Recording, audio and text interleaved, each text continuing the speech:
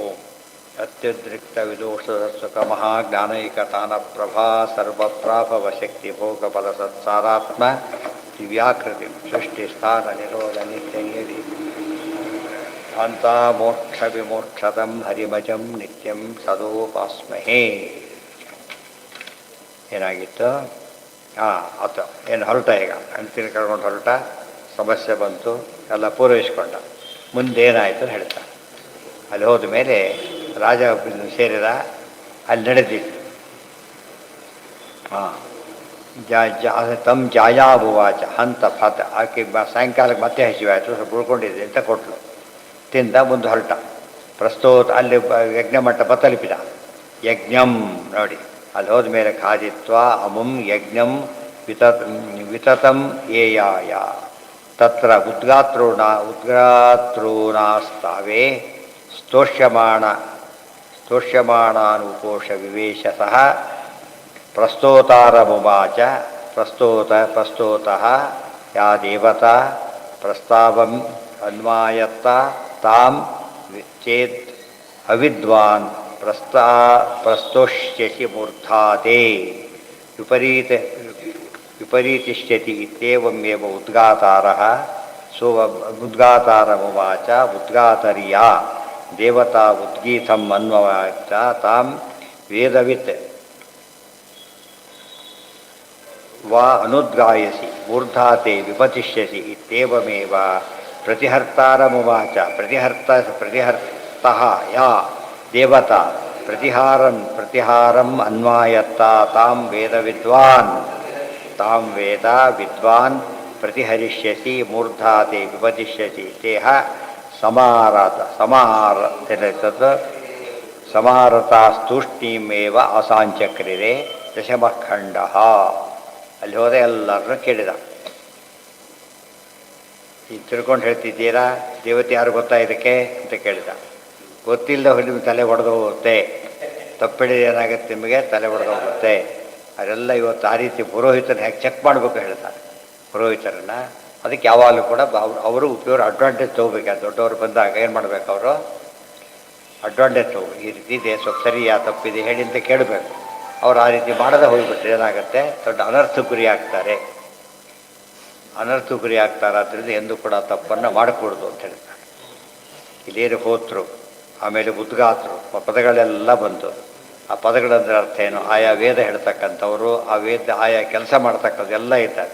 ನಿಮಗೆಲ್ಲರಿಗೂ ಎಲ್ಲ ಗೊತ್ತಾ ಕೆಲಸ ಅಂತ ಕೇಳಿದರು. ಏನು ಗುರಿ ಸರಿ ಗೊತ್ತಿದೆ ನಿಮಗೆ ಅಂತ ಕೇಳಿದರು. ಗೊತ್ತಿಲ್ಲ ಹೋದ್ರೆ ರಿಸ್ಕ್ ಇದೆ ಅಂತಲೂ ಹೇಳಿದರು. ಎಲ್ಲ ಏನು ಮಾಡಿದರು, ಅವರು ಸುಮ್ಮನೆ ಉತ್ತರ ಕೊಡಲೇ ಇಲ್ಲ. ಎಲ್ಲರೂ ಏನು ಮಾಡಲಿಲ್ಲ, ಉತ್ತರ ಕೊಡಲೇ ಇಲ್ಲ. ಯಜ್ಞ ಮಂಟಪ ಹೇಗಿರಬೇಕು, ಜ್ಞಾನಿಗಳು ಯಾವ ರೀತಿ ಹೋಗಬೇಕು, ಕೆಲವರು ಇರ್ತಾರೆ ನಮಗೆ ಆತಕ್ಕೆ ಅವ್ರು ಏನಾದ್ರು ಹೇಳ್ಕೊಂಡು ಹೋಗಲಿ ಅಂತ ಮಾತಾಡ್ತಾ ಕೂತ್ಬಿಟ್ಟಿರ್ತಾರೆ. ಗೊತ್ತಾಯ್ತಾ, ಸುಮ್ಮನೆ ಹೇಳೋದು ಸಂಕೋಚ, ಬಯಸ್ಕೊಡೋದು ಯಾಕೆ ಅಂತ ಬಂದುಬಿಡೋದು. ಹಾಗೆಲ್ಲ ಮಾಡಬಾರ್ದು. ನಾವು ಹೋಗಿದ್ದಕ್ಕೆ ಅದು ಒಳ್ಳೆ ರೀತಿಯಲ್ಲಿ ಹೇಳಬೇಕು, ಅವಮಾನ ಮಾಡಿ ಹೇಳಬಾರ್ದು, ಒಳ್ಳೆ ರೀತಿಯಲ್ಲಿ ಹೇಳಬೇಕು. ಅದು ತಿಳ್ಕೊಂಡು ಭಾರಿ ಸಂತೋಷ. ತಿಳ್ಕೊಳ್ಳೋದ್ರೆ ಏನಾಗುತ್ತೆ, ಅಲ್ಲಿಗೆ ನಿನ್ನ ತಲೆ ಹೋಗಲಿ, ಎಲ್ಲ ತಲೆ ಹೋಗಿ ಕೆಲಸ ಮಾಡಿ. ನೀವು ಕರೆ ವಿಷಯ ಗೊತ್ತಿಲ್ಲ ಬಿಟ್ಟಿದ್ರೆ ಪ್ರಾಣ ಕಳ್ಕೊತಿ ಅಂತ ಹೇಳ್ತಾರಲ್ಲ, ಹಾಗೆ ಪ್ರಾಣ ಕಳ್ಕೊಂಡಿಲ್ಲ ಅವನು, ಹೋದರೆ ಪ್ರಾಣ ಕಳ್ಕೊತಿ ಅಷ್ಟೇ. ಏನೂ ಗೊತ್ತಿಲ್ಲ ಮುಟ್ಲಕ್ಕೆ ಹೋಗ್ತೀಯಲ್ಲ, ಏನು ಅರ್ಥ ಅಂತ ಬೈತಾರಲ್ಲ, ಹಾಗೆ ಇದು ಹೇಗೆ ಆ ವಿಷಯ ಗೊತ್ತಿಲ್ಲದೆ ಇದು ಪ್ರವೇಶ ಮಾಡಬಾರ್ದು. ಹಾಗೆ ನೀವು ಪ್ರವೇಶ ಮಾಡಿದ್ದು ಅಪರಾಧ ಆಗುತ್ತೆ ಅಂತ ಹೇಳಿದ್ರು. ಅವರೆಲ್ಲ ತಲೆದಹಿಬಿಟ್ರು, ಉತ್ತರ ಕೊಡಲೇ ಇಲ್ಲ. ನೋಡಿ, ಇವನು ಒಳ್ಳೆ ಜ್ಞಾನಿ, ಜಸ್ಟ್ ಮ್ಯಾರೀಡು ಜ್ಞಾನಿ, ಹೆಂಗಿದ್ದಾನೆ. ಅವರೆಲ್ಲ ಇದ್ರೂ ಬರಲಿಲ್ಲ. ಇವತ್ತು ಈ ರೀತಿ ಆಗೋ ತೀರಾ ಯಜ್ಞಗಳು ತೀರಾ ಕಾಮನ್ ಇದು. ಮತ್ತು ಯಾವುದೋ ಕಾರಣಕ್ಕೊಬ್ಬ ಮುಂದೆ ಬಂದು ಕೂತ್ಕೊಂಡು ಮಾಡಿದಾಗ, ಇಂಥ ಪ್ರಸಂಗ ಬಂದಾಗ ಉಪಯೋಗಿಸ್ಕೊಳ್ಳೋದು ಹೋದರೆ ಈಗ ಹಾಗೇ ಆಗುತ್ತೆ ಅಂತ ಅರ್ಥ. ಉಪರ ಇಷ್ಟ ಅವ್ರು ಕಲ್ತಿರ್ಬೇಕಾದ್ರೆ ತಪ್ಪು ಕಲ್ತಿರ್ಬೇಕು ಹೇಳಿರ್ಬೋದು, ಸರಿ ಒಪ್ಪೋಣ, ಅದೆಲ್ಲ ಬೇಡ. ಅದು ಯಾವುದೋ ಕಾರಣಕ್ಕೆ ಮುಂದೆ ಬಂದು ಬಿಟ್ಟ ಮಾಡೋಕ್ಕೆ ಶುರು ಮಾಡ್ದ. ಅದು ಪ್ರಸಂಗ ಬಂದಾಗ ತಿದ್ಕೊಳ್ಳೋದ್ರೆ ಏನಾಗುತ್ತೆ, ಅಲ್ಲಿಗೆ ತುಂಬ ಅಪರಾಧ ಆಗುತ್ತೆ. ಸೈನ್ಸ್ ಆ ರೀತಿ ಮಾಡಿದ್ದು ಸಿಕ್ಕಾಬಟ್ಟೆ ಡೆವಲಪ್ ಆಯ್ತದೆ. ಹಾಗೆ ಕೂತಿದ್ರೆ ಎಲ್ಲೋ ಇರ್ತಿದ್ವು ಅಷ್ಟೇ, ಇನ್ನೂ ಕೂಡ.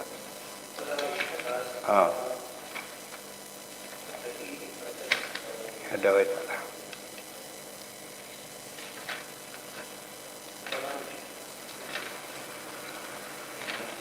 ಮಠತಿ ಹತೇಶು ಪುರುಷ, ಅದಕ್ಕೆ ಅರ್ಥ ಹೇಳಿದ್ರು. ಮಠತಿ ಹತ ಅಂದ್ರೆ ಏನು ಅಂತ ಕೇಳಿದರೆ, ದೊಡ್ಡ ಆಲೆಕಲ್ಲು ಮಳೆ, ಅದರಿಂದಾಗಿ ಅವ್ರಿಗೇನಾಗಿತ್ತು, ಎಲ್ಲ ಬರಗಾಲ ಬಂದು ಹೋಗ್ಬಿಟ್ಟಿತ್ತು. ಆ ಸ್ಥಿತಿಯಲ್ಲಿ ಇವರು ಮದುವೆ ಆಗಿದ್ದ. ಆಗ ಪ್ರಸಂಗಕ್ಕೆ ಬಂತು, ಅದು ತಿದ್ದುಕೊಂಡ, ಅದಿಷ್ಟು ಹೇಳಿದ್ದಾರೆ. ಅದಕ್ಕೆ ವೋಟ್ ಮಾಡಿದರೆ ಕೊಟೇಶನ್ ಇದೆ ಅಲ್ಲಿ. ಮತತಿ ಹತೇಶು ಪುರುಷು ಅಲ್ಲಿ ಇದ್ದೇ ಇರ್ತಾರೆ.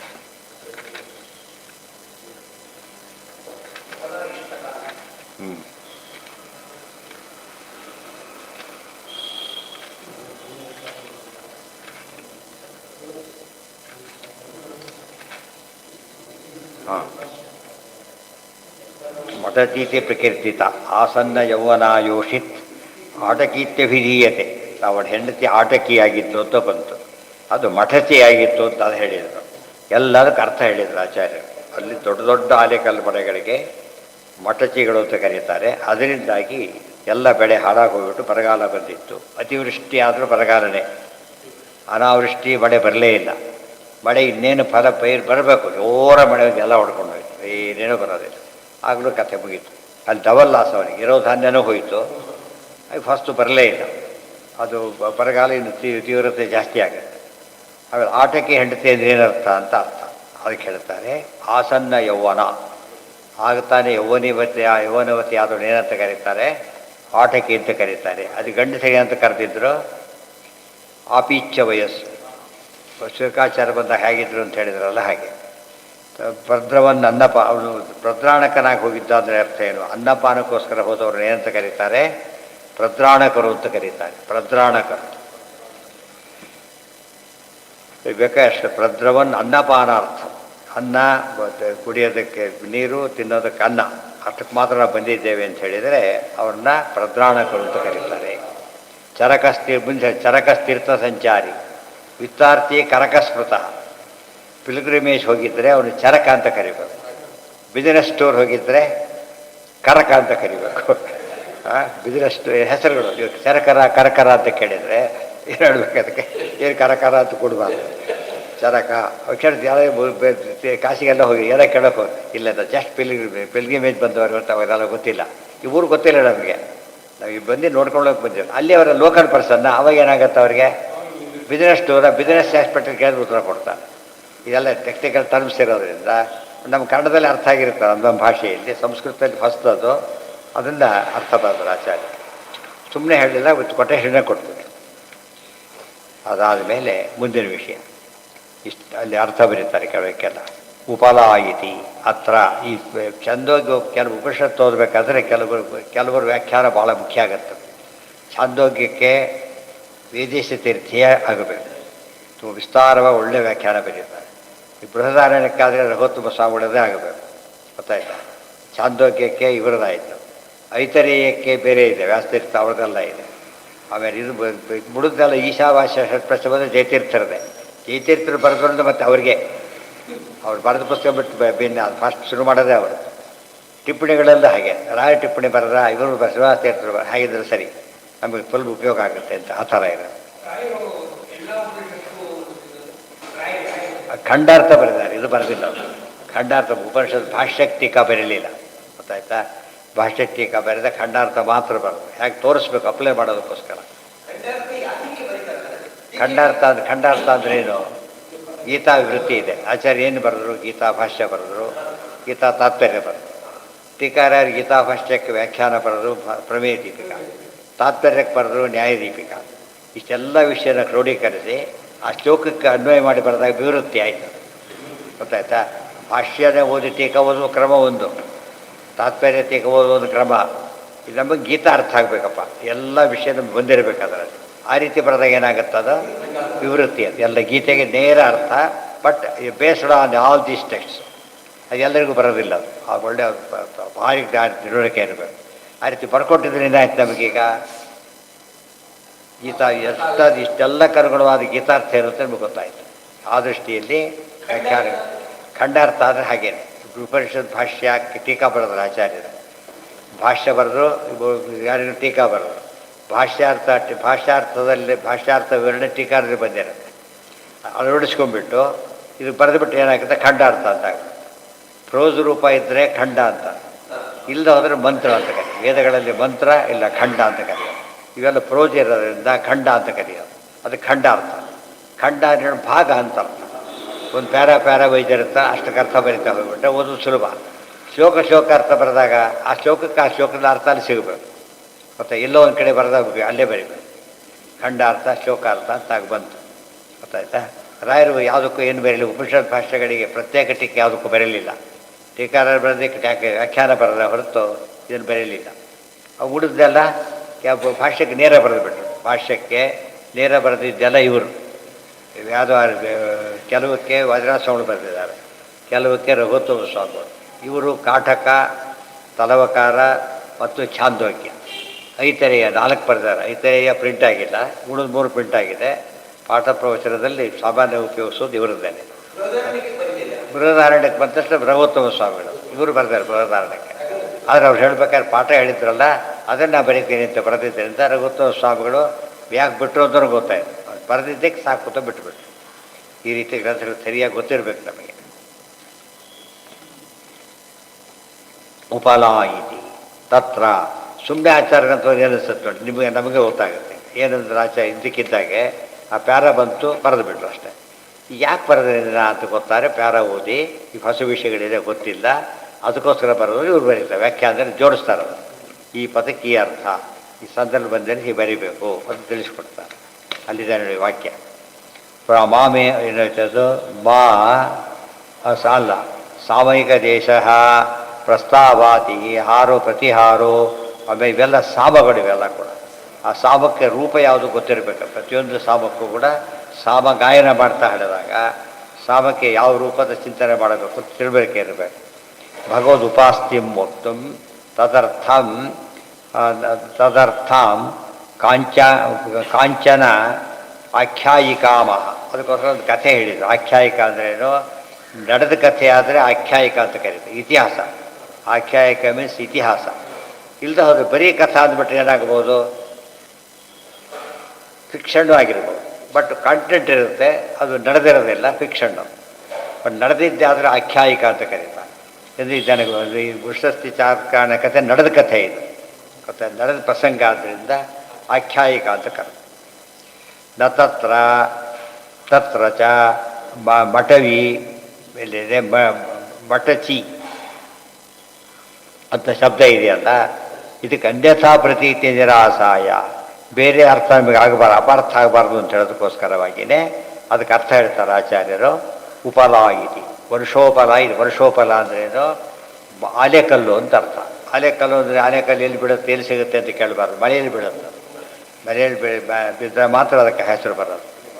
ಆಮೇಲೆ ಆಟಕ್ಯ ಇತ್ತೇತತ್ ದುರ್ಗಮಾರ್ಥತ್ವಾದ್ಯಾಚಷ್ಟೆ. ಆಟಕ್ಕೆ ಎಂಬುದು ಸಾಮಾನ್ಯವಾಗಿ ಡಿಕ್ಷನರಿ ಸಿಗೋದಿಲ್ಲ, ಅದಕ್ಕೆ ದುರ್ಗಮಾರ್ಥ ಇದೆ. ಸುಲಭವಾಗಿ ಅರ್ಥ ತಿಳ್ಕೊಳ್ಳೋದಕ್ಕೆ ಆಗೋದಿಲ್ಲ. ಆದ್ದರಿಂದ ಆಚಾರ್ಯ ಉತ್ತರ ಕೊಟ್ಟರು. ಆದರೆ ಅದು ಪ್ರಮಾಣ ಕೊಡಬೇಕು ಅಂತೇಳಿ ಪ್ರಮಾಣನೇ ವಾಕ್ಯನೇ ಕೊಟ್ಟರು. ಉತ್ಪಲಾಯಿತಿ ಉಪಲಾಯಿತಿ ದುರ್ಗಮಾರ್ಥತ್ವ ಪ್ರದ್ರಾಣಕ. ಅದೇ ರೀತಿ ಪ್ರದ್ರಾಣಕ ಅನ್ನೋ ಪದನೂ ಕೂಡ ಡಿಕ್ಷನರಿ ಸಿಗೋದಿಲ್ಲ. ಅದಕ್ಕೋಸ್ಕರನೇ ಅದಕ್ಕೆ ಅರ್ಥ ಹೇಳಿದ್ರು. ಏನಂತ ಇತಿ ದಶಮಃ ಖಂಡ, 10ನೇ ಖಂಡಕ್ಕೆ ಬರೆದೈತಿ ಖಂಡಾರ್ಥ. ಈ ಅಧ್ಯಾಯದಲ್ಲಿ ಈ ಖಂಡಕ್ಕೆ ಅರ್ಥ ಅಂತ. ಈ ಅಧ್ಯಾಯ ಈ ಖಂಡಕ್ಕೆ ಅರ್ಥ. ಗೀತೆಯ 3ನೇ ಅಧ್ಯಾಯದ ಈ ಶ್ಲೋಕಕ್ಕರ್ಥ, 6ನೇ ಅಧ್ಯಾಯ ಶ್ಲೋಕಕ್ಕರ್ಥ ಅಂತ ಹೇಳ್ತೀವಲ್ಲ ಹಾಗೆ. ಇಷ್ಟು ಹೇಳಿ ಉಷಸ್ತಿ ನಾಮತಃ ಚಕ್ರಂ ಅಯನಂ ಯಶಾಸೋ ಚಕ್ರಾಯಣ ಪ್ರಾಯೋ ರಥಚಕ್ರ ಸಮೀಪೆ ತಿಷ್ಠತಿ. ಚಕ್ರಾಯಣ ಅಂತ ಯಾವುದಕ್ಕೆ ಹೆಸರು ಬಂದಿದೆ ಅಂದರೆ ರಥಚಕ್ರ ಹತ್ರ ವಾರವತ್ತು ನಿಂತಿರ್ತಾರ, ಹೆಸರು ಸರ್ಕಲ್ ನಿಂತಿರ್ತಾರೆ ಯಾವಾಗಲೂ ಅಂತ ಕೇಳ್ತಾರಲ್ಲ ಹಾಗೆ. ಆ ರೀತಿ ಹೆಸರು ಬಂತು. ಅದೆಲ್ಲ ಹೆಸರು ಬರಲಿಕ್ಕೆ ಬ್ಯಾಕ್ಗ್ರೌಂಡ್ ಏನು ಅಂತ ಹೇಳಿದ್ರು. ಇಷ್ಟೆಲ್ಲ ಹೇಳಿ ಕೊನೆಗೆ ಉಳಿದಿದ್ದೇನೋ ಅವ್ರು ಕೇಳ್ಕೊಂಡ, ಯಾರು ಉತ್ತರ ಕೊಡಲಿಲ್ಲ. ಆಗ ತಾನೇ ಉತ್ತರ ಕೊಡ್ತಾರೆ. ರಾಜ ಭಾರಿ ಖುಷಿ ಆಗ್ತದೆ. ನೀವೇ ಪ್ರಧಾನರಾಗಿ ಅಂತ ಹೇಳ್ಬಿಡ್ತಾರೆ.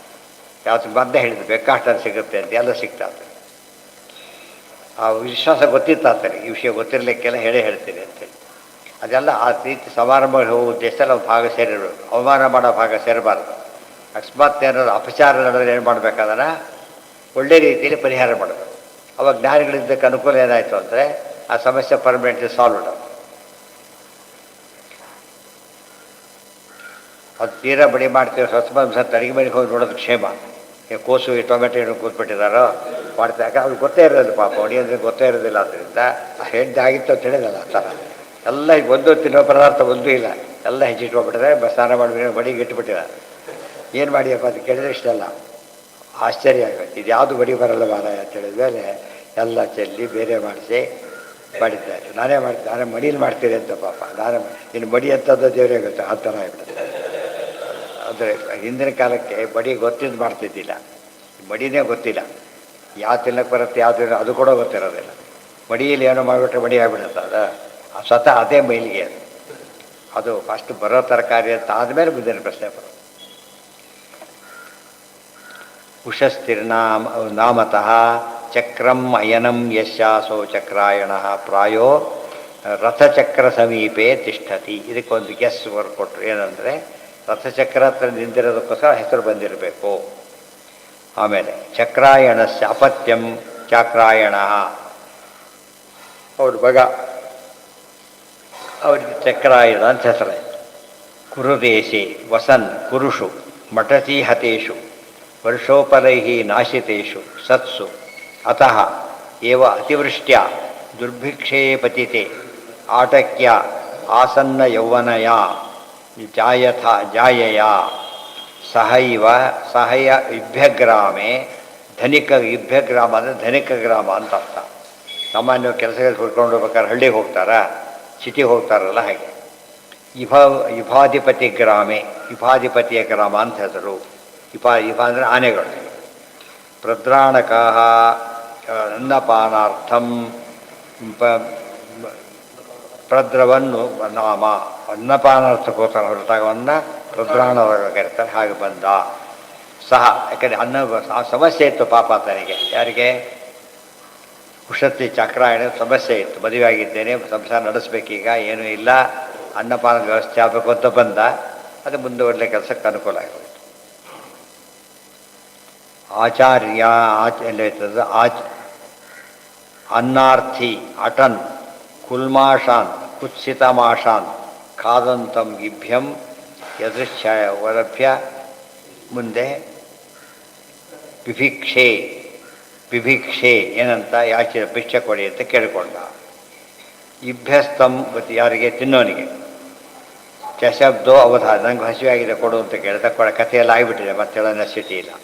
ಅದಿಷ್ಟನ್ನು ಬರೆಸಿ ಮುಂದೆ ಆತ ಪ್ರಶ್ನೆ ಕೇಳಿದ್ರೆ ಯಾರು ಉತ್ತರ ಕೊಡಲೇ ಇಲ್ಲ ಅಂಥೇಳಿ. ಅತಃ ಇದಂ ಯಜಮಾನಃ ಉವಾಚ ಭಗವಂತಃ. ನೋಡಿ, ಭಗವಂತಃ ಅಂದರೆ ಪೂಜ್ಯರೇ ಅಂತ ಅರ್ಥ.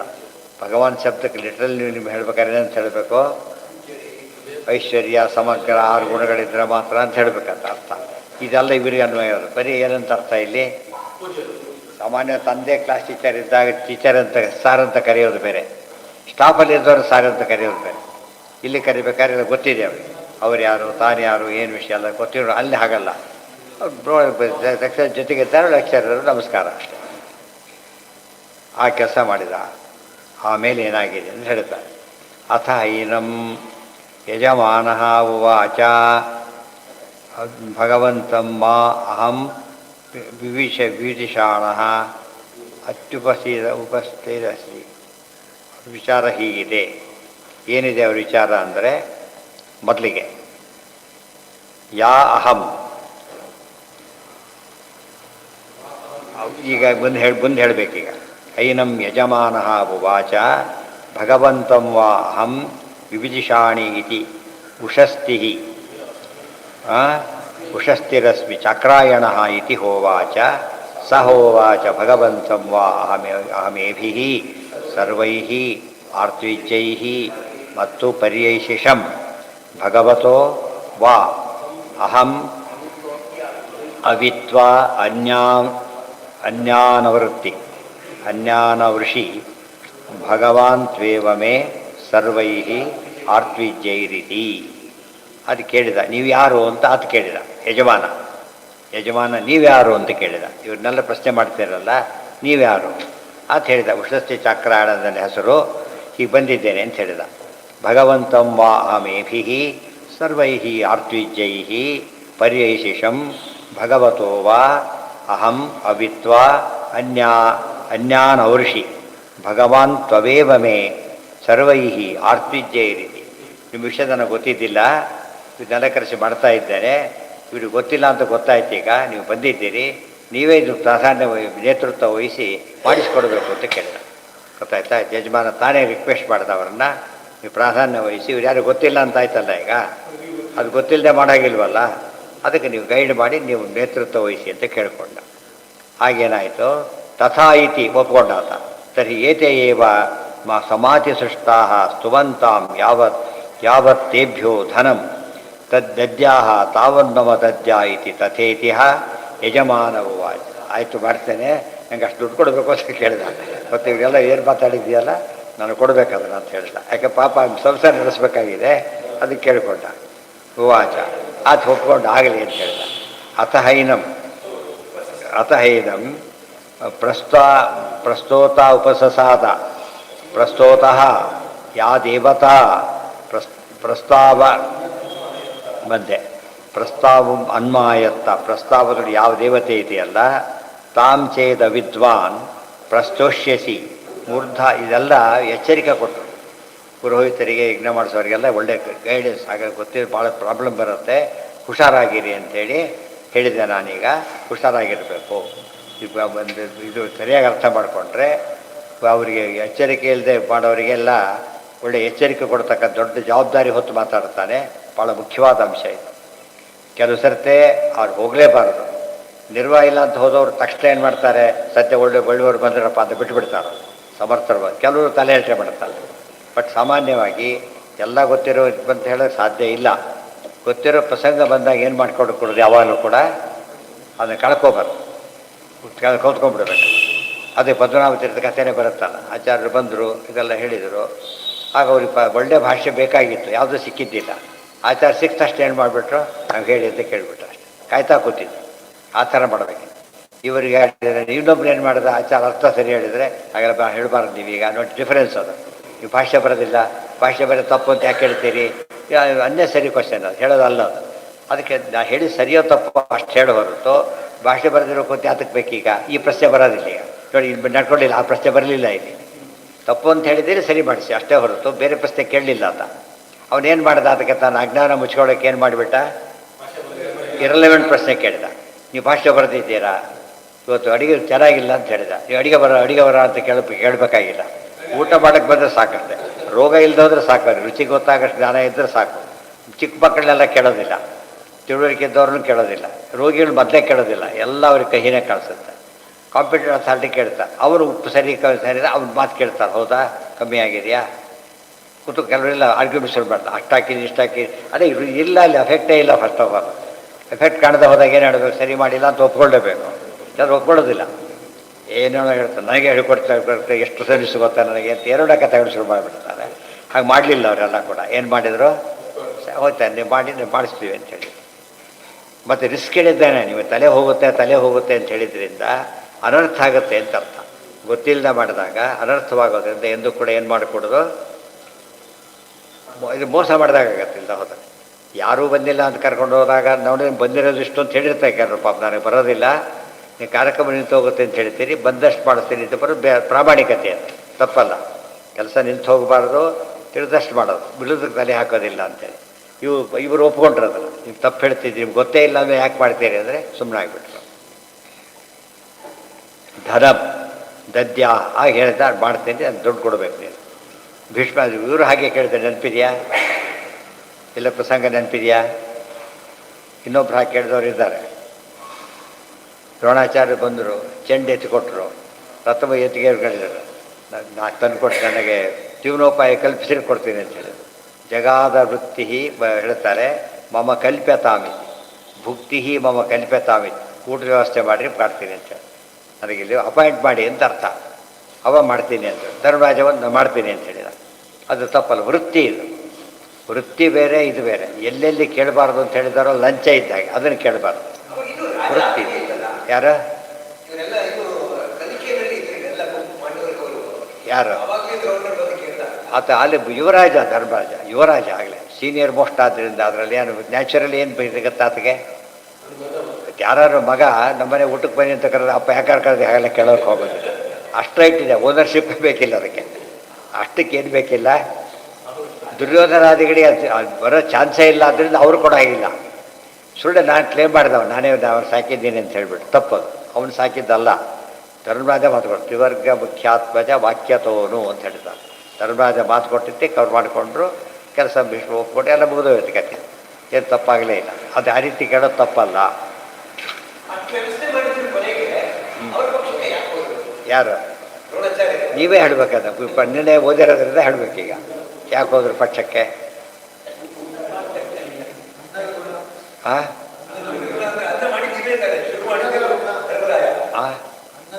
ಅಲ್ಲ, ಅನ್ನದ್ರೋಣಕ್ಕೆ ಗೊತ್ತಿದ್ದಾರೆ ಅವರಲ್ಲ, ದ್ರೋಣರಲ್ಲ. ಏನು ಮಾಡಿದ್ರು, ಯಾವಾಗ ಸಭಾಪರ್ವದಲ್ಲಿ ಭೀಮಸೇನ ಪ್ರತಿಜ್ಞೆ ಮಾಡಿಬಿಟ್ಟಾಗ ಒಂದು ಪ್ರತಿಜ್ಞೆ ತೊಡೆ ಮುರಿಯೋದು, ಇನ್ನೊಂದು ಪ್ರತಿಜ್ಞೆ ಅವನ ರಕ್ತ ಇದು ಮಾಡೋದು, ಅವನ ಎದೆ ಸಿಡಿಬಿಟ್ಟು ಅವರೆಲ್ಲ ನಕ್ಕರಲ್ಲ, ನಿಮ್ಮನ್ನೆಲ್ಲ ಕೊಲ್ತೀವಿ, ಒಟ್ಟು 100 ಜನ ಕೊಲ್ಲೋ ಪ್ರಸಂಗ ಬಂದೋಯ್ತು. ಆಗ ಅವ್ರು ಏನು ಮಾಡಿದರು, ದ್ರೋಣಾಚಾರ್ಯ ಕಾಲು ಹಿಡ್ಕೊಂಡ್ರು. ಯಾಕೆ ನಮ್ಮನ್ನು ಕಾಪಾಡಬೇಕು, ನೀವು ಅಸ್ತ್ರವಿದ್ಯಾ ಗುರುಗಳು, ನೀವು ನಮ್ಮನ್ನು ಕಾಪಾಡಬೇಕು ಅಂತ ಕೇಳಿದರು. ಆಗ ಅವ್ರು ಹೇಳಿದರು, ನಾನು ನೀವು ಅದೊಂದು ನಿಯಮ, ಅಭಯವನ್ನು ಕೇಳಿದರೆ ಅಭಯ ಕೊಡಬೇಕು ಅಂತ ನಿಯಮ ಇದೆ. ಅಭಯ ಕೇಳಿದವರಿಗೆ ಯಾರೋ ಅಟ್ಸ್ಕೊಂಬರ್ತಿದ್ದಾರೆ, ದಯವಿಟ್ಟು ಕಾಪಾಡಿದ್ರೆ ಏನು ಮಾಡಬೇಕಾಗ ರಕ್ಷಣೆ ಕೊಡಬೇಕು. ಅದು ಪ್ರತಿಯೊಬ್ಬರ ಕರ್ತವ್ಯ. ಆ ರೀತಿ ಕೊಡದೆ ಹೋದರೆ ಧರ್ಮ ಲೋಪ. ಬಿದ್ದವ್ರನ್ನ ಎತ್ತೋದು ಹೇಗೋ ಹಾಗೆ. ಯಾರೋ ಬಿದ್ದರು, ಯಾರು ಜಾತಿಯವನೋ ಏನೋ ಅಂದರೆ ಯಾರು ಬೇಡದ ಕಥೆಯೆಲ್ಲ ನೋಡೋಕ್ಕೆ ಹೋಗಬಾರ್ದು. ಏನು ಮಾಡಬೇಕು, ಅದಕ್ಕೆ ಮೊದಲು ಎತ್ತಿ ಬಿಡೋದು, ಬಿಡೋದೆಲ್ಲ ಆಮೇಲೆ. ಫಸ್ಟ್ ಮಾಡಬೇಕಾದ ಅದಕ್ಕೆ ಡಾಕ್ಟ್ರನ್ನ ಕಳಿಸ್ಬೇಕಾಗಿಲ್ಲ, ಗೊತ್ತಾಯ್ತಾ? ಅದಕ್ಕೆ ತಾನು ಎತ್ತಕ್ಕೆ ಬರೋದು. ಮುಂದೆ ಏನಾಗಿದೆ ಅದು ಡಾಕ್ಟ್ರಿ ಕೆಲಸ. ಅದು ಮಾಡದೆ ಹೋದರೆ ಪಾಪ ಬರುತ್ತೆ ಅಂತ ಹೇಳ್ತಾರೆ, ಗೊತ್ತಾಯ್ತಾ? ನನ್ನ ತಿಳ್ಕೊಂಡಿರ್ಬೇಕಾದ್ರೆ ಅದು ಅಭಯ. ಇಷ್ಟು ಫಸ್ಟ್ ವಿಷಯ ಕೇಳಬೇಕಾಗ ಕಲಿ ಕೊಡಲಿಲ್ಲ, ಪರೀಕ್ಷೆ ರಾಜ ಕಲಿ ಕೇಳಿಕೊಂಡಾಗ ತಪ್ಪದು ಅಂತ. ಹಾಗಲ್ಲ, ಅಭಯ ಕೊಡೋರು ಯಾರು ಏನೆಲ್ಲ ನೋಡ್ತಾರಲ್ಲ, ಬೇಲ್ ಕೊಡ್ತಾರಲ್ಲ, ಕೊಟ್ಟಾಗ ನೆಸಿಟಿ ನೋಡ್ಕೊತಾರೆ, ಇದು ನೋಡ್ತಾರೆ, ಎಷ್ಟು ಕೊಡ್ಲಿಕ್ಕೆ ಸಾಧ್ಯನೋ ಅಷ್ಟು ಕೊಡಬೇಕು. ಆಮೇಲೆ ಗೊತ್ತಾಯ್ತು ಕಳ್ಳ ಅಂತೇಳಿ, ಅವಾಗ ಹೇಳ್ಬೇಕು, ಕೊಟ್ಟಿದ್ದೀನಿ ಕಳ್ಳ ಅಂತ ಗೊತ್ತಾಯ್ತು, ಇದಾಗೋದಿಲ್ಲಪ್ಪ ಹೋಗ್ಬಿಡು ಅಂತ ಹೇಳ್ಬೇಕು ಅಷ್ಟೇ ಹೊರತು ಕೊಟ್ಟಿದೆ ಅಂತ ಅದನ್ನೇ ಒಂದು ದೊಡ್ಡ ಇಶ್ಯೂ ಮಾಡ್ಕೋಬಾರ್ದು. ವರ ಕೊಟ್ಟ ಕೈಕೇಯಿಗೆ ಆಯ್ತು, ಅದು ಇದು ಬರ ಅದು ಇದೆಲ್ಲ ವರ ಕೇಳೋಕ್ಕಾಗತ್ತಾ? ಪಟ್ಟಾಭಿಷೇಕ ಇದೆಲ್ಲ ಕೊಡೋದು ಏನು ಮಾಡಬೇಕಾಗ? ಇರಲವೆಂಟ್ ಅಂತ ಹೇಳಬೇಕಿತ್ತು, ಹೇಳಲಿಲ್ಲ. ಅರ್ಥ ಆಯ್ತಾ? ಅದು ಪ್ರಾಬ್ಲಮ್ ಶುರುವಾಯಿತು. ಅದೇ ಯಾರೋ ಯಾರೋ ವೀಸಿನೋ ಯಾರು ಅಧಿಕಾರಿ ಇದ್ದಾನೆ, ಹೆಂಡತಿ ಮಾತು ಕೊಟ್ಟಿರಿ, ಮಾತು ನಡೆಸ್ತೀನಿ ಅಂತೇಳಿ ಯಾರು ಅಪಾಯಿಂಟ್ಮೆಂಟ್ ಕೊಡೋಕ್ಕಾಗತ್ತಾ? ಕ್ವಾಲಿಫೈಡೇ ಅಲ್ಲ ಅವನು. ಹಾಗಲ್ಲ, ಯಾರಿಗೆ ರೆಕಮೆಂಡ್ ಮಾಡಬೇಕಾದ್ರೂ ಕೂಡ ಒಬ್ಬರು ಫೇಲ್ ಆಗಿದ್ದಾನೆ ಅಂತ ತಿಳ್ಕೊಂಡು ಅಡ್ಮಿಷನ್ ಕೇಳೋಕ್ಕೆ ಹೋದರೆ ಅದು ಎಲ್ಲಿ ಯಾರು ಕೊಟ್ಟರು ಇನ್ವ್ಯಾಲಿಡೇ. ಅದು ಮಾತು ಕೊಟ್ಟಿದ್ದೇನೆ, ಯಾರು ಕೊಟ್ಬಿಡಿ, ಅವರೇ ಮಾತು ಕೊಟ್ಟಿದ್ದೀರಿ ಅಂತ ಕೇಳಿದರೆ ಇವ್ರು ಯಾಕೆ ಮಾತು ಕೊಡ್ತಾರೆ ಅಂದರೆ, ಅವ್ರು ಕೇಳಿದವರು ಸಾಮಾನ್ಯವಾಗಿ ಇವ್ರು ಡಿಪೆಂಡಬಲ್ ಪರ್ಸನ್. ಪಾಸಾಗಿದೆ ಅಲ್ಲ ಅಂದರೆ ಅರ್ಥ ತಿಳ್ಕೊತಾರೆ ಪಾಪ. ಅಪ್ಲೈ ಮಾಡಿದ್ಯಾ ಇದಾಗಿ ಎಲ್ಲ ಕೇಳ್ಕೊಂಡ್ಬಿಟ್ಟು ಮಾಡೋದು ಪದ್ಧತಿ. ಅದು ತುಂಬ ಬೇಕಾದವ್ರು ತಕ್ಷಣ ಫೋನೇ ಮಾಡಿಬಿಡ್ತಾರೆ ಕೊಡಿ ಅಂತ ಹೇಳಿ, ಅದ ಮಾಡಿರ್ತಾರೆ ಅಂತ ಅರ್ಥ. ಮಾಡದೆ ಹೋದರೆ ಅವನ ಸಿಟ್ಟು, ಇನ್ನೂ ಹಾಗಲ್ಲಿ ಬರಬಾರ್ದು, ನನ್ನ ಮರ್ಯಾದೆ ಹೋಯ್ತು ಅಂತ ಹೇಳ್ತಾರೆ, ಗೊತ್ತಾಯ್ತಾ? ನಿಮ್ಮನ್ನು ಕೇಳಿದ್ರೆ ನಂದೇ ಇದು, ಅದು ನಾನು ಮಾತು ಕೊಟ್ಟಿದ್ದೀನಿ ಅಂತ ಹೇಳಕ್ಕೆ ಬರುತ್ತಾಗ ಹೇಳಕ್ಕೆ ಬರೋದಿಲ್ಲ. ಯಾರು ಕೇಳಿ ಮಾತು ಕೊಟ್ಟು ಅಂತ ಹೇಳೋದಿಲ್ಲ, ಕೊಡ್ಲಿಕ್ಕೆ ಬರೋದಿಲ್ಲ. ಅದಕ್ಕೆ ದ್ರೋಣಾಚಾರ್ಯ ಮಾಡಿ ಪಾಪ ಅಷ್ಟು ಹೇಳಿದರು, ಕೇಳ್ಕೊಂಡಿದ್ದೀನಿ, ರಕ್ಷಣೆ ಕೊಡ್ತೀನಿ ಅಷ್ಟೇ ಹೊರತು ನಿಮ್ಮನ್ನು ಕಾಪಾಡ್ತೀನಿ ಅಂತ ಭರವಸೆ ಕೊಡೋದಿಲ್ಲ, ಪ್ರಯತ್ನ ಮಾಡ್ತೇನೆ ಅಷ್ಟೇ. ಭೀಮನಿಂದ ಕಾಪಾಡೋಕ್ಕಂತೂ ಸಾಧ್ಯನೇ ಇಲ್ಲ, ನನ್ನ ಕಾಪಾಡಿಕೊಳ್ಳೋಕ್ಕೂ ಸಾಧ್ಯ ಇಲ್ಲ. ನಾನು ಕೈಲಾದಷ್ಟು ಪ್ರಯತ್ನ ಮಾಡ್ತೇನೆ, ಇಷ್ಟು ಮಾಡಬಲ್ಲೇ ಹೊರತು ನಿಮ್ಮ ಪಕ್ಷಕ್ಕೆ ಬರ್ತೇನೆ ಅದನ್ನು ನಡೆಸಿದ್ರೆ ಅಷ್ಟೇ. ಈ ಪ್ರಸಂಗ ಅಲ್ಲ. ಒಬ್ಬೊಬ್ಬರು ಒಂದು ಕಾರಣ ಇತ್ತಲ್ಲ ಸೇರೋದಕ್ಕೆ, ಇವ್ರಿಗೆ ಕಾರಣ ಇಷ್ಟು, ಬೇರೆ ಇರಲಿಲ್ಲ. ಅದು ಬರಿಬಾರ್ದು, ಬಂದಿದೆ ಮಹಾಭಾರತದಲ್ಲಿ ಬರುತ್ತೆ, ನಿರ್ಣಯಲಾಚಾರ್ಯ ಸ್ಪಷ್ಟ ಹೇಳ್ಬಿಟ್ಟಿದ್ದಾರೆ. ಅಲ್ಲಿಗಿರಲಿ, ನಾಳೆ ದಿವಸ ಮುಂದಿನ ಮಾತು.